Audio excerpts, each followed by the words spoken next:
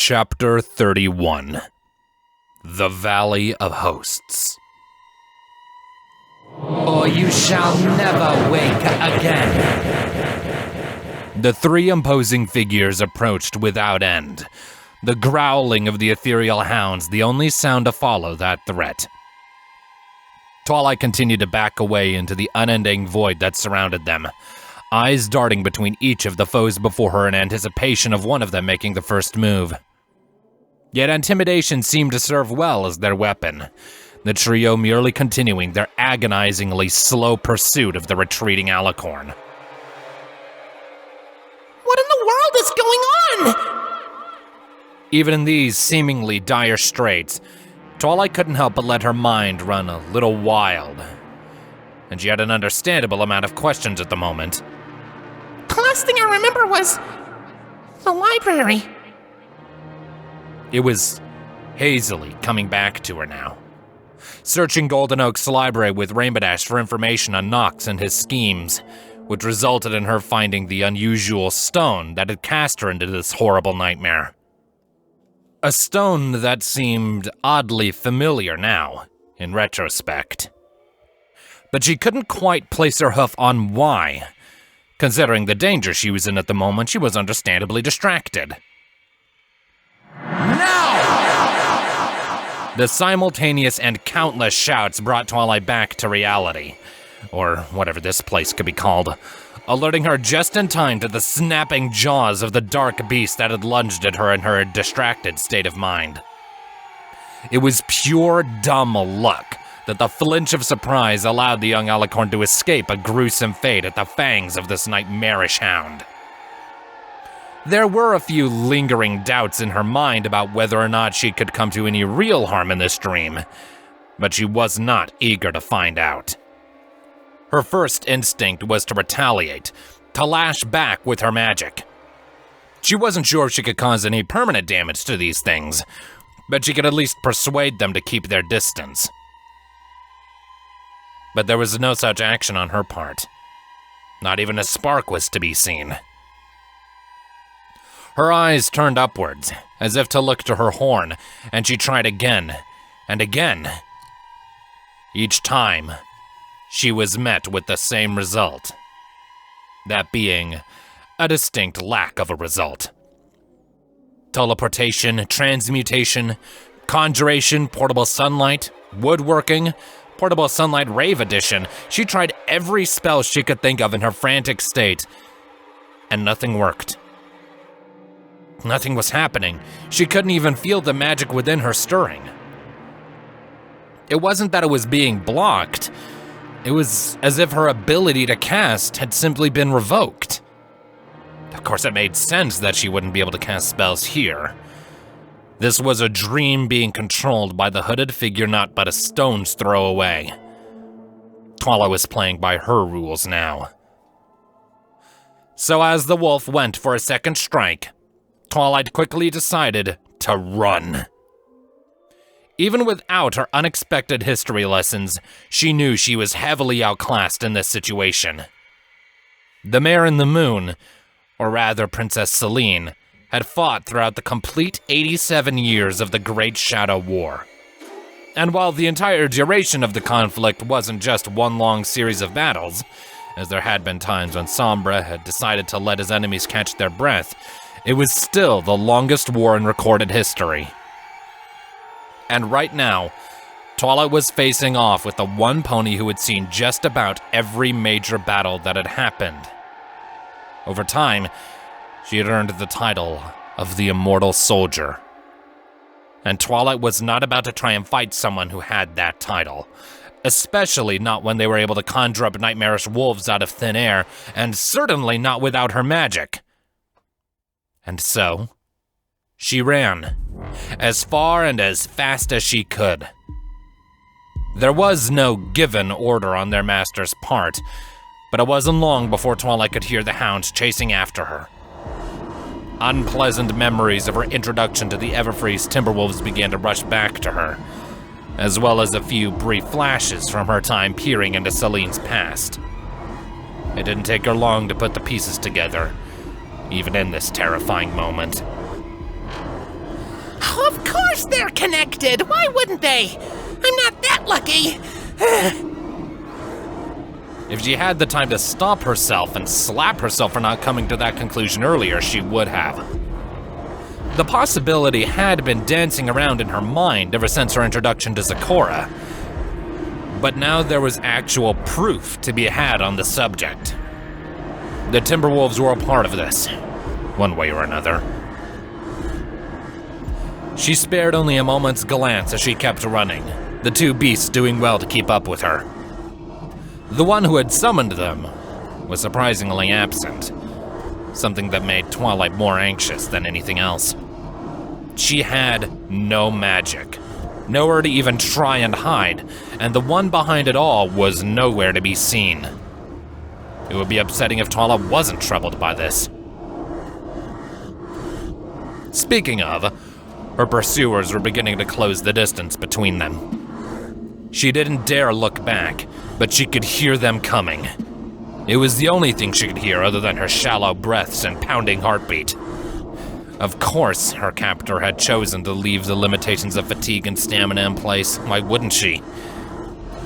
Twilight wasn't sure how long she could keep this up, as those two limitations were beginning to take their toll on her. Why aren't I waking up? Twilight bellowed out between gasps, doing her best to drown out the unpleasant sound of her tormentors drawing ever closer. I'm having a nightmare and I'm terrified. I should be waking up. Not until you tell us what we need to know. The voices came from everywhere at once. The ground, the sky, Twilight's own thoughts, even the two beasts chasing her down. Where did you learn to dreamwalk? The last two words sent a tremor through the dreamscape, knocking Twilight off her balance for only a second before she was able to keep going. Is that really what this is all about? Twilight asked herself. It shouldn't have been a surprise, considering how this conversation had started. And now her first bit of memory viewing had ended. Of course, it was a question without an answer, as Twilight wasn't sure how she came to be here in the first place. How about you tell me? I did not ask for this. Twilight's response was answered by a blunt force ramming into her left side hard enough to knock her to the ground. One of the shadowy wolves had managed to close the distance and struck Twilight down, as if in response to her reply. Without even thinking, she began to squirm her way back up, but was stopped by a sudden force pressing down on her back, effectively pinning her to the ground. She craned her neck to look up at whatever had her held, and she had to fight the urge to scream when she saw the hooded figure holding her down with a single hoof. She could also see brief flashes of the two wolves encircling the two, like hungry sharks. We have been most kind with you despite your trespass, Twilight Sparkle. The hooded mare began, pushing down harder with the single hoof. This act caused Twilight to squirm in pain and discomfort. All you have to do is tell us what we want to know. Then you may return to your endless life. She leaned down until she was uncomfortably close to Twilight, to the point where the younger mare could feel the icy cold breath in her ear.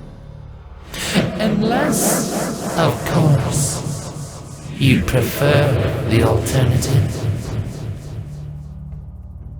Twilight doubled her efforts at this, wanting nothing more than to escape this horrible nightmare.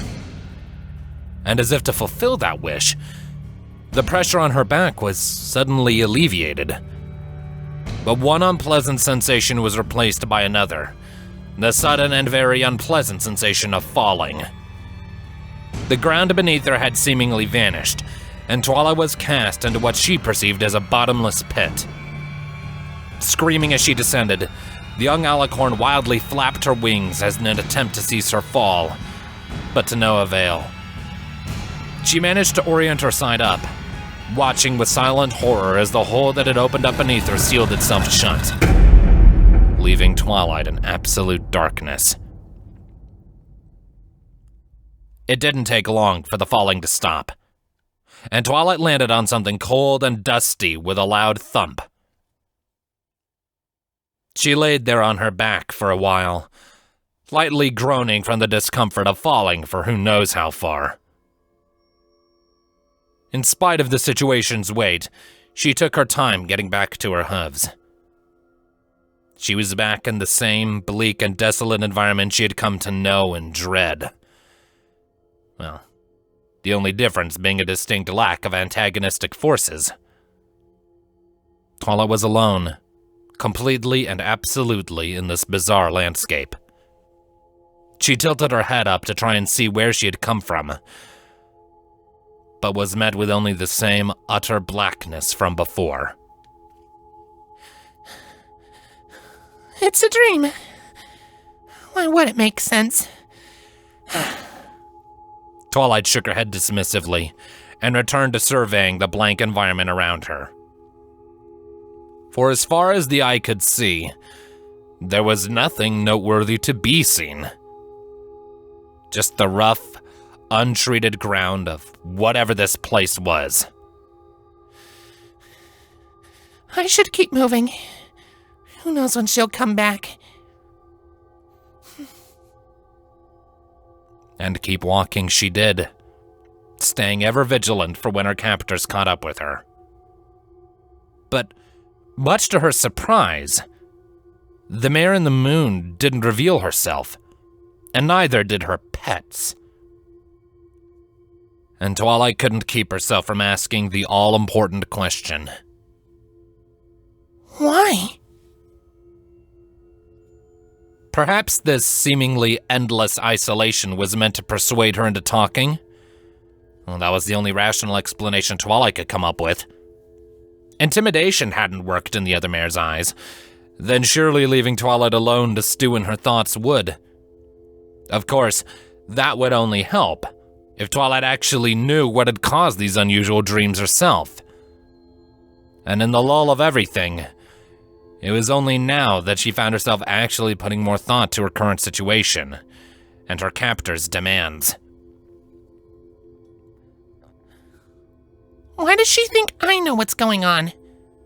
Twilight asked out loud, if only to provide a brief comfort of hearing something aside from silence.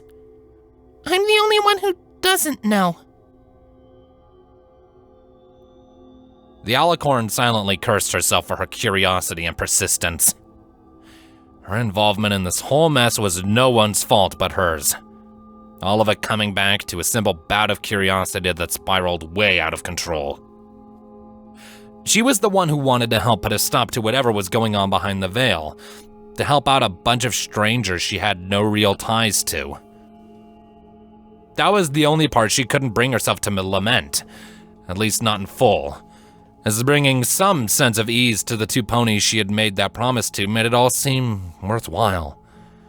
At least it had, before this unfortunate development. But even still, the farther she chased that white rabbit, the more and more Twilight began to see just how deep the rabbit hole went.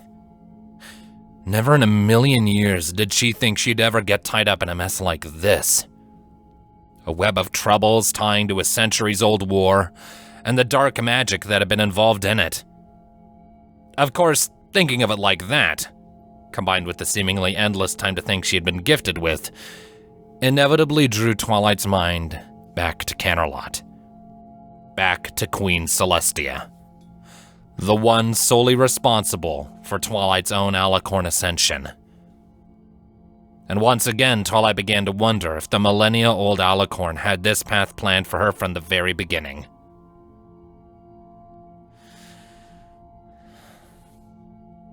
It doesn't matter right now. She was quick to push these unpleasant thoughts to the back of her mind, just like the last time she had been foolish enough to ask these questions. It didn't matter right now whether or not she was simply fulfilling some divine purpose laid out before her by Equestria's queen, or if she was here by happenstance. No matter what, I'm here and I'm involved. I had my chance to walk away, and I didn't take it. The only way out is through. Her own words came in a doubtful tone, far from okay with the situation at Hoof. Even if this was all planned out for her by some power outside of her control, there wasn't a way for Twilight to peacefully withdraw from the conflict now. She was going to have to play her part, with whatever the end may entail. But she wasn't going to be able to do that in her present state. She had to wake from this nightmare before she could even try. Speaking of this nightmare, the architect still refused to show herself. Twilight had been walking for what felt like hours now, and still nothing. The Mare and the Moon had to have known by now that Twilight didn't know how she had come to be here. So why was Twilight still asleep? She dared not dwell on the threat of never wake again, hoping that the ancient alicorn didn't hold that kind of power over her. The concept of eternity was already something that Twilight was put off by, but an eternity in this place seemed all the worse. She wouldn't wish that unbearable fate on anyone.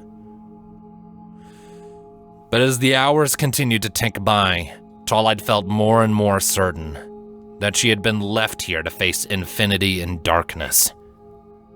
Or at the very least, until the Mare and the Moon chose to come back to question her again. She seemed adamant on figuring out how and why Twilight came to be an unwitting witness of the older Mare's life. And now that Twilight had time to think things over, she was starting to share that sentiment. She brought her thoughts back to earlier, to how this dream-based entrapment began.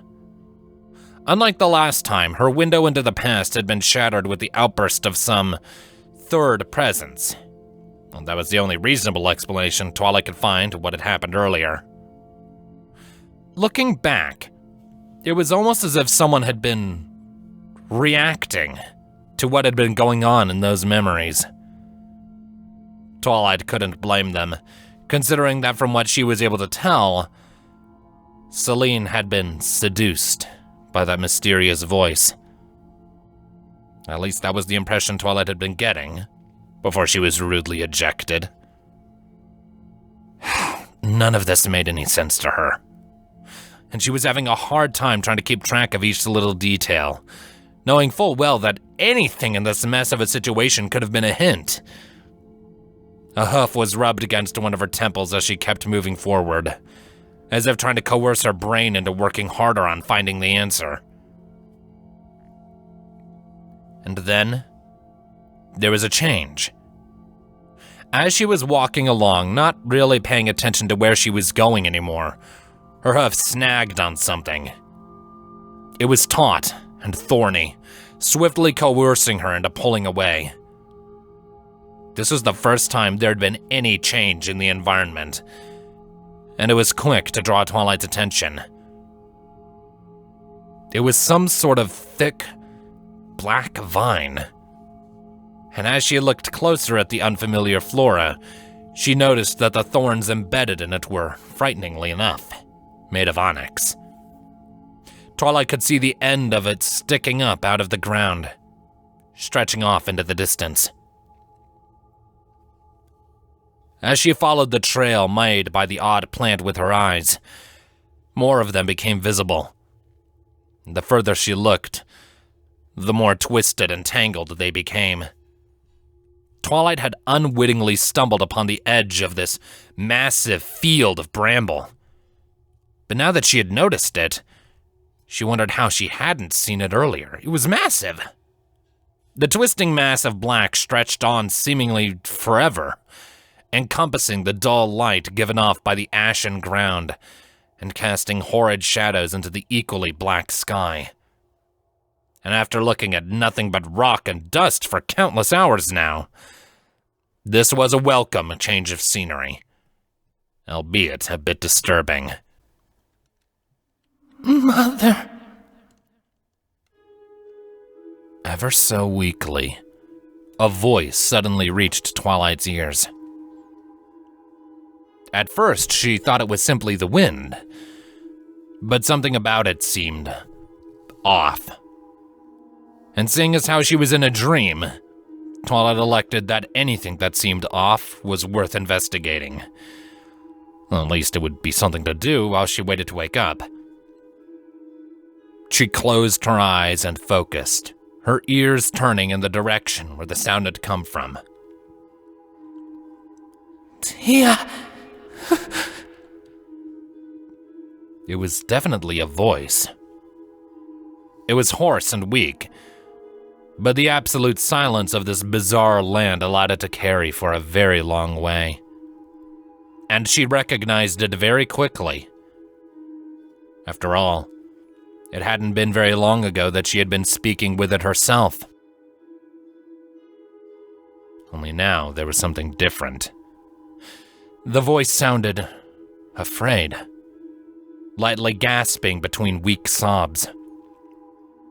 A part of Twilight saw this for the trap that it was, knowing that the Mare in the Moon was trying to lure her to her demise. But at the same time, there was a sad sincerity to the whimpering that heavily influenced her next few decisions. She looked in the direction it came from, further in the Valley of Needles that she had just discovered. And now that she was actively trying to listen, there were a few things she noticed.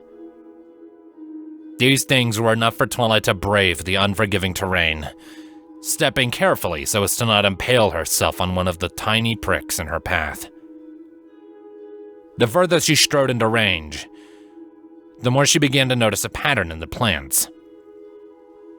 Despite being a massive tangled mess, they all seemed to be reaching towards one central point, the same point Twilight was headed towards. Very rarely, something farther ahead would pull at one of the taut vines, causing the whole field to subtly shake and shudder.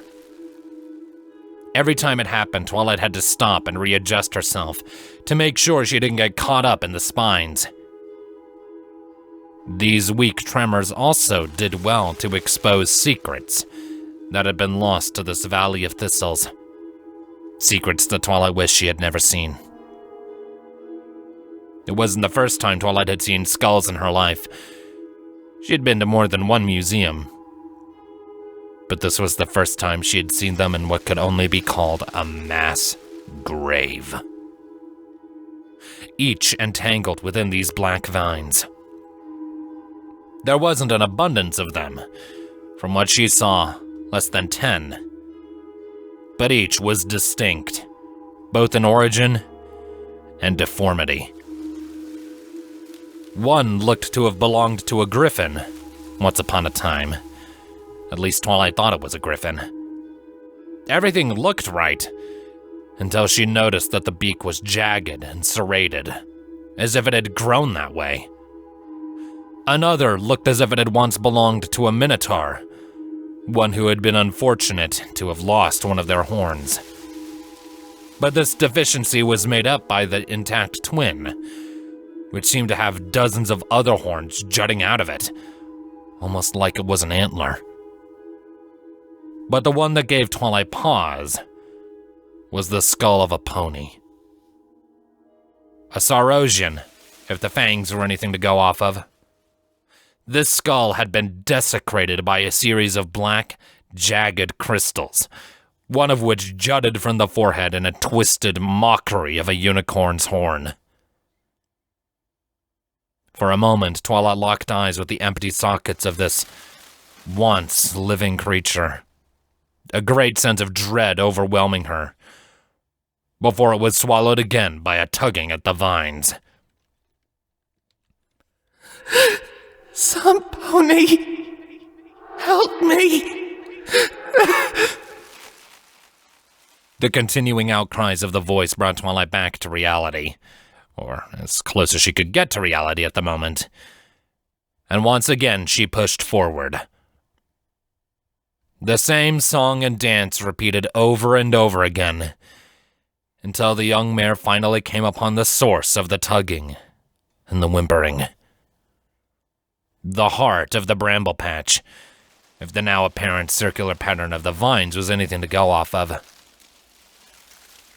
And in the center of it all, a pony could be seen woven into the thicket.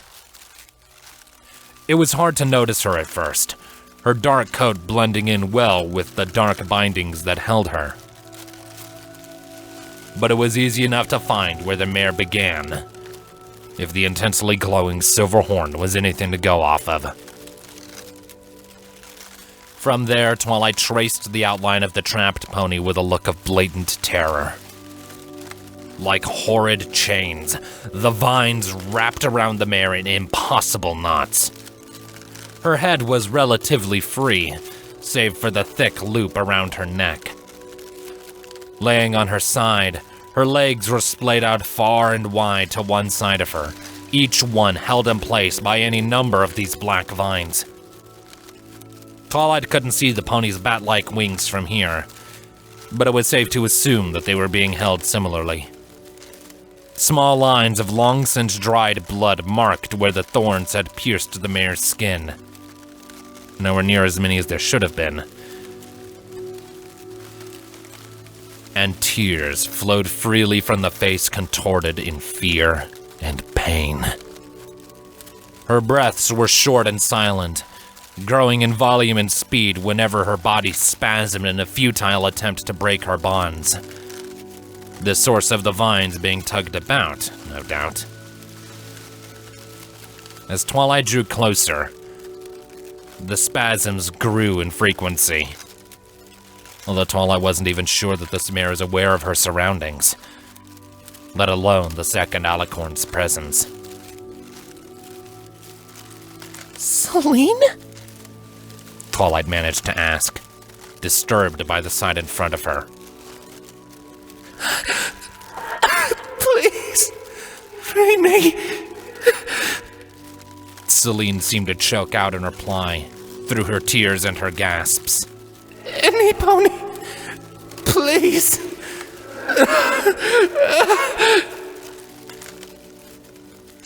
If this was a trap meant to lure Twilight close, then it had worked. The cynical side of Twilight that had suspected this whole endeavor was all but silenced, as she witnessed the plight of the Alicorn princess before her. If it was a facade, then it was very well made. It was almost impossible to fake the pain strewn on the Cobalt Pony's face, and Twilight could almost feel that pain for herself just by looking at this horrible display. It was enough to make her want to retch. Can you hear me? The frightened Alicorn asked, but no reply was given. The older pony only continued to squirm and writhe every so often, once again leaving Twilight alone with nothing but her questions to keep her company. You can stop now. I'm here. You can spring your trap. Just do it already. I get it. But the trap was never sprung. The only thing Celine did was continue to fight the chains that bound her, weakly begging for freedom from this ghastly nightmare. And all Twilight could do was watch, unable to draw her eyes away.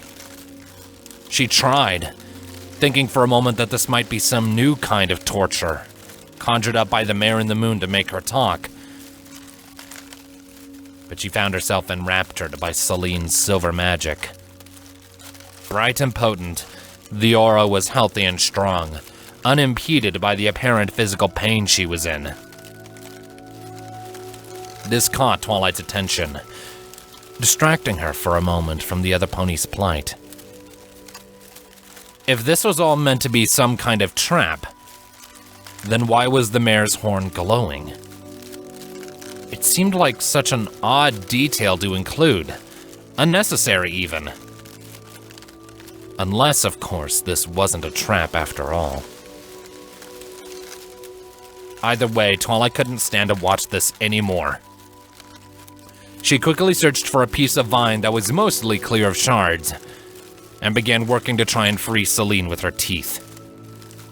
It tasted horrible, but she had no choice, given her current lack of magic. She tried to pull on the vine in a way that wouldn't cause further pain to their captive, only for Princess Celine to continue murmuring. I've had enough of this dream. All I hear, their song, this dreadful lullaby, trapping me here. Their song? Twilight asked internally, her mouth still filled with the bitter, dry vine. Despite its brittle appearance, it held up under Twilight's efforts.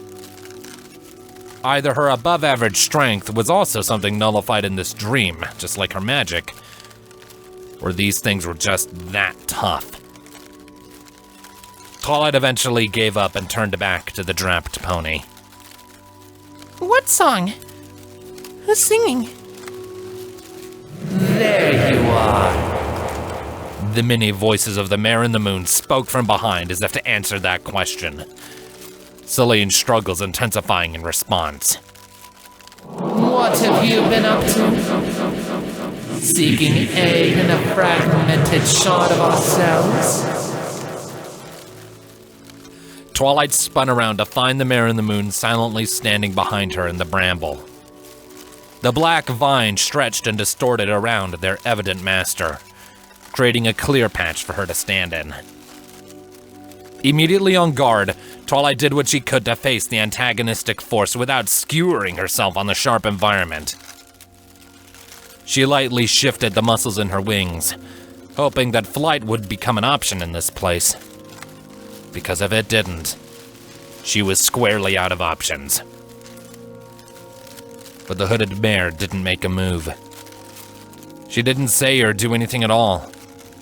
She just stood there, her eyes untraceably fixated on something. At first, Twilight thought she was the subject of interest. But then Celine's mewling once more reached her ears, and she looked back to the bound mare. This was enough to prove to Twilight that this wasn't a trap, or at least not an intentional one. After all, why keep the facade going after you've sprung the trap? But of course, this brought up a very concerning question in Twilight's mind. Who have I been talking to?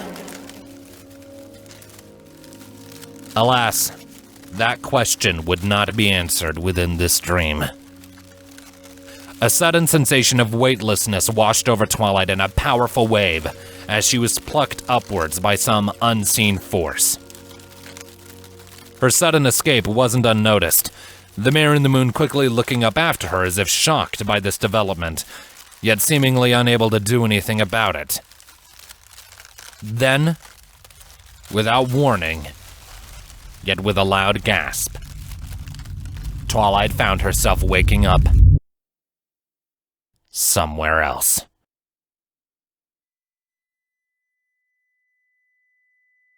Twilight's ears rang loudly, like an irate warning bell that refused to cease. She felt the cool air of a late spring night on her exposed face, and the familiar weight of her cloak and saddlebags once more. The light of the rising sun greeting her almost instantly, a refreshing change of pace after this very long night. She was on the ground, after a fall, she assumed, but she was quickly able to deduce where she was. And she breathed a sigh of relief at the familiar houses around her. She was back in Ponyville. Ah! What the fuck was that? Rainbow Dash's raspy voice was a breath of fresh air after what Twilight had just lived through. It was soon apparent that the Pegasus had also been knocked to the ground, her forehooves sheltering her evidently harmed face. It was also now that Twilight realized just where they were in Ponyville. Right in front of her house. Dash? Twilight began to get herself up, finding that her body had yet to fully catch up with her. Her first few steps were wobbly and unstable, but she was able to right herself in time. Ah, so now you wake up? How typical. Rainbow Dash yelled in annoyance and pain, rising on the ground to turn and look at Twilight without having to get up. Care to tell me why your house exploded at me? Exploded? The cloaked alicorn looked over to her rented home, the last remnants of some magical pulse fading away visible to her. It only took her a moment to figure out what had happened. You triggered the alarms. All of them. Twilight found herself goofily grinning at this apparent development. The wards and charms she had slathered her home in had been enough to force her to wake up when Dash had blindly brought her sleeping body here. Okay, but why did the alarms explode, though? Because it's meant to keep people out. Twilight bluntly answered as she helped her friend back to her hooves, almost giddy at the return of her beloved magic. And now, at the end of this long night, as Twilight helped Dash get off the ground and the sun continued to rise in the distance, there was something that suddenly came to mind that took priority above everything else. She didn't bother explaining herself before quickly rushing into her home with great haste, not caring if she was being followed while taking the few twists and turns needed to get to her destination. With a flash of magic, the door was thrown open, and Twilight barged into Spike's room. She nearly tripped on a few of his scattered belongings in the process. A few toys and trinkets he had accrued over the two's travels, but it wasn't enough to get her to falter too much. What? Huh? Spike was abruptly awoken by the tactless entrance on the behalf of his equine guardian, the long dragon bolting upright out of the cluster of blankets and pillows like a startled animal. His eyes were glossed over and unfocused, still half asleep and unable to pinpoint the origin of what had just woken him. Spike, are you okay? Twilight tried to ask the question as calmly as she could, even though she was still a little frazzled from everything that had happened. If nothing else, knowing that Spike could wake up at all was a good sign. Did anything happen while I was gone? I don't know. The sleepy dragon spoke through a yawn and began rubbing at his eyes. If it did, I slept through it. All Twilight did in reply was give a soft, relieved chuckle before she scooped the dragon up into a soft hug. He was still a little delirious from his sudden awakening, but he didn't make any effort to squirm out of the sudden embrace, and a second or two later he even returned it. The two of them sat there for a few moments, simply enjoying one another's company. Of course, for Twilight, it was more of a way to try and deal with whatever she had just been through. The memories of her impromptu dreams were slightly hazy now in the waking world, but they were clear enough to leave their mark. And the young alicorn had plans to address these issues in the near future, but for right now, she was simply content with caring for her little dragon. Well, I'm diabetic now. Rainbow Dash was swift in interrupting the tender and loving moment with a taunting grin. Because that is just too sweet.